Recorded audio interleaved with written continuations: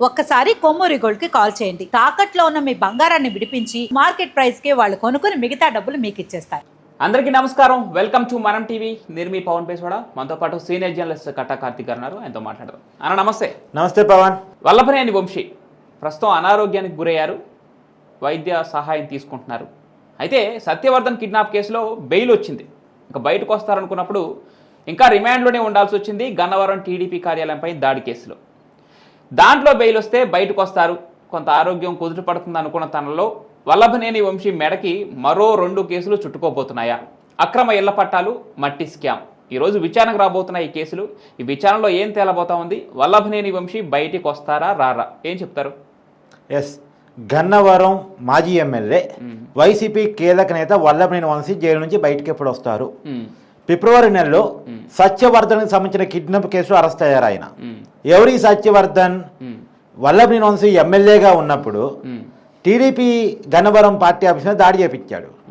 ఆ దాడి చేపించినప్పుడు చూసిన వ్యక్తి, సాక్షి, కేసు పెట్టిన వ్యక్తి కూడా. ఆ కేసు వాపసు తీపించుకోవాలి అనే కారణం చేత ఈ సత్యవర్ధన్ అనేటువంటి కుర్రవాన్ని కిడ్నాప్ చేసి బెదిరించే ప్రయత్నం చేశారు. అప్పుడు ఆ సత్యవర్ధన్ కుటుంబ సభ్యులు వల్లభనేని వంశీ మీద కేసు పెట్టారు. మా కుటుంబ సభ్యుని కిడ్నాప్ చేశాడు వల్లభనేని వంశీ అని చెప్పేసి. ఆ కేసులో హైదరాబాద్లో మహింభూజాలో నివాసం ఉంటున్న వల్లభనేని వంశీని అరెస్ట్ చేసి విజయవాడ తీసుకెళ్లారు. ఇప్పుడు విజయవాడ జైల్లో ఉన్నారు ఆయన. సరే, ఆరోగ్యం బాగాలేదు, విజయవాడ హాస్పిటల్లో జాయిన్ అయ్యారు కూడా. ఆయనకు వైద్య చికిత్సలు అందుతూ ఉన్నాయి. ఏదో ఊపిరితిత్తుల ప్రాబ్లంతో బాధపడుతున్నారు ఆయన. సరే, ఇదంతా పక్కన పెట్టేస్తే నిజానికి ఆయనకి బెయిల్ వచ్చింది, ఆయన బయటికి రాబోతున్నారు అని ప్రచారం సోషల్ మీడియా చాలా పెద్ద ఎత్తున సాగింది. ఎందుకంటే సత్యవర్ధన్ కిడ్నాప్ కేసులో ఆయన బెయిల్ వచ్చింది కాబట్టి. కానీ సత్యవర్ధన్ కిడ్నాప్ కేసులో మాత్రమే బెయిల్ వచ్చింది. గన్నవరం టీడీపీ పార్టీ ఆఫీస్ మీద దాడి కేసులో ఇంకా బెయిల్ రాలే. అది ఇంకా సిఐడి కోర్టులో తీర్పు రిజర్వ్లో ఉంది. ఒకవేళ సిఐడి తీర్పిచ్చి ఒకవేళ పాజిటివ్గా ఇచ్చి బెయిల్ ఇచ్చినప్పటికీ కూడా ఇప్పుడు కొత్తగా 2 కేసులు నమోదు కాబోతున్నాయి. ఈ కొత్తగా నమోదు కాబడే కేసుల కంటే ముందు ఇంకో కేసు కూడా ఉంది ఆయన మీద. గన్నవరంలో ప్రైవేట్ భూమిని కబ్జా చేశాడు అనేటువంటి కేసు. అయితే దీని మీద కూడా హైకోర్టు బెయిల్ ఇచ్చింది. ఇప్పటికి 2 బెయిల్ వచ్చి ఉన్నాయి. గన్నవరంలో భూమి కబ్జా కేసులో హైకోర్టు బెయిల్ వచ్చింది. తర్వాత సత్యవర్ధన్ కేసులో విజయవాడ కోర్టు బెయిల్ ఇచ్చింది. తర్వాత ఈ గన్నవరం టీడీపీ ఆఫీస్ దాడి కేసులో సిఐడి కోర్టులో రిజర్వ్లో ఉంది తీర్పు. ఈ 3 పక్కన పెట్టేస్తే 4వది ఏంది? బాపుల పడవ ఇళ్ల పట్టాలలో నకిలీ పట్టాలు పుట్టించారేనా, నకిలీ పట్టాలని ప్రజలకు పంపిణీ చేశారు అనేటువంటి కేసు ఒకటి ఉంది. అక్కడ ఎంఆర్ఓ సైన్ కూడా ఫోర్జరీ చేశారు అనేటువంటి ఆరోపణ కూడా ఒకటి ఉంది. దీని మీద కేసు నమోదు కాబోతా ఉంది. ఇది నూజివీడు కోర్టులో హనుమాన్ జంక్షన్ పోలీసులు ఆల్రెడీ పిటిషన్ దాఖలు చేసి ఉన్నారు. దీని పీటీ వారెంట్ జారీ చేసి ఉన్నారు. ఈ పీటీ వారెంట్ని కనుక కోర్టు యాక్సెప్ట్ చేస్తే, ఒకవేళ ఇందా చెప్పినటువంటి తీర్పు, రిజర్వ్ చేసిన తీర్పులో కూడా బెయిల్ వచ్చినా సరే వల్లభనేని వంశీ మళ్ళీ జైల్లోనే ఉండాలి. ఈ పీటీ వారెంట్ని కోర్టు యాక్సెప్ట్ చేస్తే, ప్రజెంట్ న్యూజివీడు కోర్టులో ఉంది ఈ పీటీ వారెంట్. ఇది ఒకటి. తర్వాత ఇప్పుడు మరో కొత్త కేసు ఏంటంటే, గన్నవరంలో ఎమ్మెల్యేగా వల్లభనేని వంశీ ఉన్నప్పుడు మట్టి తవ్వకాల విషయంలో అవకతవకలు జరిగాయి. ఈ కేసు కూడా విజిలెన్స్ అండ్ ఎన్ఫోర్స్మెంట్ డైరెక్టరేట్ విచారణ జరిపి అవకతవకల కారణం వల్లభనేని వంశీనే అనేటువంటి నివేదికలు ప్రభుత్వానికి ఇస్తే, ప్రభుత్వం దాన్ని ఏసీబీకి ఫార్వర్డ్ చేసింది. యాంటీ కరప్షన్ బ్యూరో ఫార్వర్డ్ చేసింది. వాళ్ళు ఇప్పుడు కేసు నమోదు చేయడానికి సిద్ధమవుతా ఉన్నారు. వాళ్ళు కేసు నమోదు చేసిన తర్వాత వాళ్ళు కూడా మళ్ళీ కోర్టులో పీటీ వారెంట్ జారీ చేస్తారు. ఇప్పుడు ఈ 2 కేసుల్లో కూడా పీటీ వారెంట్లు కోర్టులు కనుక యాక్సెప్ట్ చేస్తాయనుకో, మళ్ళీ ఈ 2 కేసుల్లో కూడా బెయిల్ కోసం వల్లభనేని వంశీ తిప్పలు పడాలి. మళ్ళా రిమాండ్ ఇవ్వాలి, మళ్ళా విచారణకు పోవాలి, కోర్టు యాక్సెప్ట్ చేస్తే తర్వాత మళ్ళీ బెయిల్కి వెళ్ళాలి. మళ్ళా బెయిల్ ఈ 2 కేసుల్లో ఏ కేసులో తెచ్చుకోవాలి. ఒక కేసులో కాదు, 2 కేసులో కూడా బెయిల్ తెచ్చుకోవాలి. అంటే వల్లభనేని వంశీ ఇప్పట్లో బయటికి రాడు అనేటువంటి సంకేతాలే కనపడుతున్నాయి. నిజానికి వల్లభనేని వంశీ అరెస్ట్ అయిన తర్వాత వైసీపీ నాయకులు చాలా భయం కనపడింది. ఎందుకంటే ఒక్కసారి మనం అరెస్ట్ అయితే మనం చేసిన అన్ని అవకతవకలు బయట తీస్తారు, అనేక కేసులు మన మీద పడతాయి. సో ఒక్కసారి అరెస్ట్ అవుతే బయటికి రావటం చాలా కష్టం. ఇది చాలా మంది వైసీపీ నాయకులు ఇలా భయంగా ఉంది. ఏదో ఒక కేసులో అరెస్ట్ కావటం, ఆ కేసులో జైల్లో కొన్నాళ్ళుండి 3 నెలలు 4 నెలలు ఉండి బెయిల్ మీద బయటకు రావటం కాదు. అనేక కేసులు మనమే నమోదవుతాయి. ప్రతి కేసులో ఏ కేసుకి ఆ కేసులో బెయిల్ తెచ్చుకోవాలి, ఏ కేసుకి ఆ కేసుగా వాదించుకోవాలి. ఇదంతా చాలా పెద్ద ప్రాసెస్.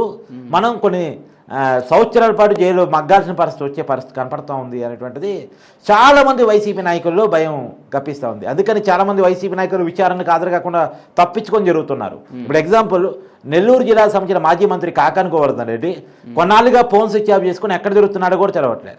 మొన్న ఎక్కడో ఏదో పేపర్లో చదివా నేను, ఒక ఆటోలో సామాన్యుల లెక్క ప్రయాణం చేస్తున్నాడంట. ఆటో డ్రైవర్ ఫోన్ తీసుకుని ఇంటి వాళ్ళతో ఫోన్ మాట్లాడుతున్నాడంట. అంటే సొంత ఫోన్తో మాట్లాడితే ఫోన్ ట్రాప్ చేస్తారు, ఎక్కడున్నాడో పోలీసులు కనిపెడతారని ఆటో డ్రైవర్ని రిక్వెస్ట్ చేసి ఫోన్తో ఇంటి వాళ్ళతో మాట్లాడుతున్నారంట. ఈ విషయం బయటకు ఎలా వచ్చింది? ఆటో డ్రైవర్ ఫోన్ నుంచి కాకాని కుటుంబ సభ్యులకి ఫోన్ రావడానికి గమనించిన పోలీసులు ఈ ఆటో డ్రైవర్ని పట్టుకున్నారు. ఆటో డ్రైవర్ కూడా తెలియదు అతను మాజీ మంత్రి అని. హైదరాబాద్ తెలంగాణలో ఉన్న ఆటో డ్రైవర్కి ఆంధ్రాలో మంత్రి గురించి పెద్ద అవగాహన ఉంటుంది, అంతే కదా. అతను మాజీ మంత్రి. సో నాకేం తెలుసు అండి, ఆటో ఎక్కాడు, ఫోన్ రిక్వెస్ట్ చేశాడు, ఫోన్ చేసుకుంటా ఇంటికాడ వాళ్ళతో, నా ఫోన్ స్విచ్ ఆఫ్ అయింది అన్నాడు. అంటే ఇచ్చానండి అని చెప్పేసి అన్నాడు ఆటో డ్రైవర్. అంటే ఏ పరిస్థితిలో ఒక మాజీ మంత్రి ఉన్నాడు చెప్పు? ఇంతకీ ఆటో డ్రైవర్ని పట్టుకున్నారనే విషయం తెలుసుకుని మీడియా ద్వారా తెలుసుకున్నటువంటి కాకాని గోవర్ధన్ బెంగళూరు పారాలిపోయాడట. కాబట్టి ఒక మాజీ మంత్రి ఈ పరిస్థితిలో ఉన్నాడంటే ఎంత భయంలో వాళ్ళు గడుపుతున్నారో అర్థం చేసుకోవచ్చు. ఇప్పుడు ఎలా ఉంటుందంటే పవన్, అరెస్ట్ అయ్యేది ఉంటే ఒకసారి అరెస్ట్ అయితే అయిపోద్ది, కానీ ఎప్పుడు అరెస్ట్ చేస్తారో, ఎట్నుంచి వచ్చి అరెస్ట్ చేస్తారో, ఎవరు పట్టుకుంటారో అనేది పెద్ద మానసిక వేదన. ఏ పూట ఏ కేసులో ఎలా అరెస్ట్ చేస్తారో, అరెస్ట్ చేసిన తర్వాత ఎన్ని కేసులు మోపుతారో, ఎన్ని కేసుల్లో ఎన్ని నెలలు జైల్లో ఉండాల్సి వచ్చిందో, ఇదొక పెద్ద మానసిక వేద.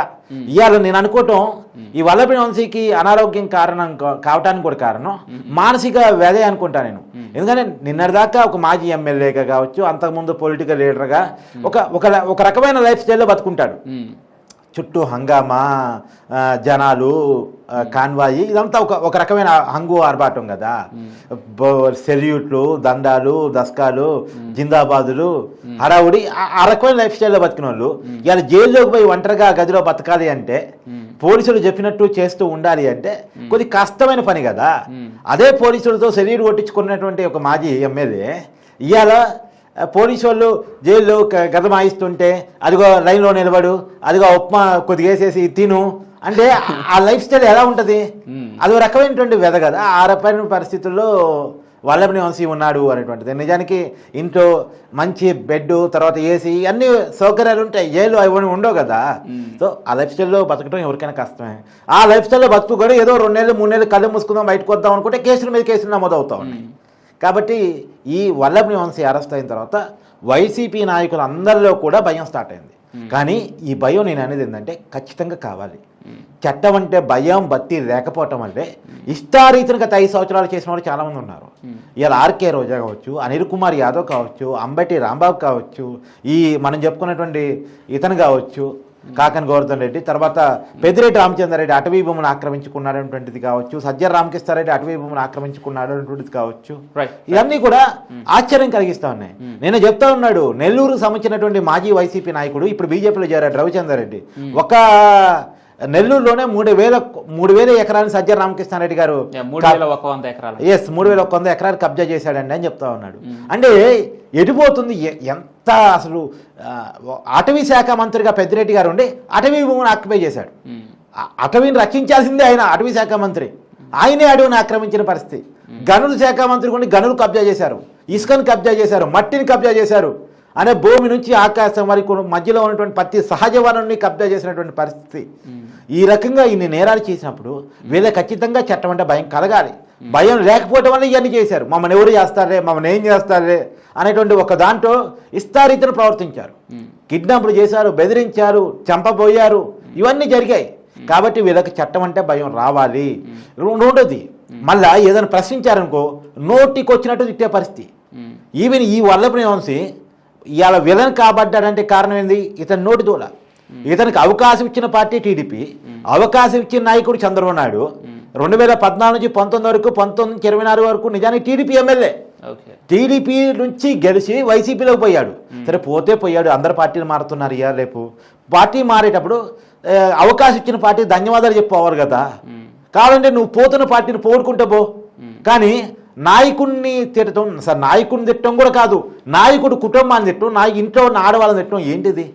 ఏం కల్చర్ ఇది? అందుకని ఇలా అతను జైలుకు పోయినా అయ్యో పాపం అనేవాళ్ళు లేడు. ఇంతే కావాలి అని చెప్పేసి అనుకునే పరిస్థితి. కాబట్టి ఈ పరిస్థితిని క్రియేట్ చేసుకున్నాడు వల్లభనేని వంశీ మాత్రమే కాదు, చాలామంది వైసీపీ నాయకులు అరెస్ట్ అవుతుంటే ఆ ఇంటి పక్కనోడు కూడా అయ్యో పాపం మనోడు అరెస్ట్ అయ్యాడే అనేది లేదు, బంధువుల్లో కూడా లేదు. అంటే అంత విలన్ అయ్యారు వాళ్ళ నోటి దొరి ఫలితంగా. వీళ్ళని విలన్ చేసిన మాత్రం జగన్మోహన్ రెడ్డి గారు. రైట్ అన్న, థ్యాంక్ యూ.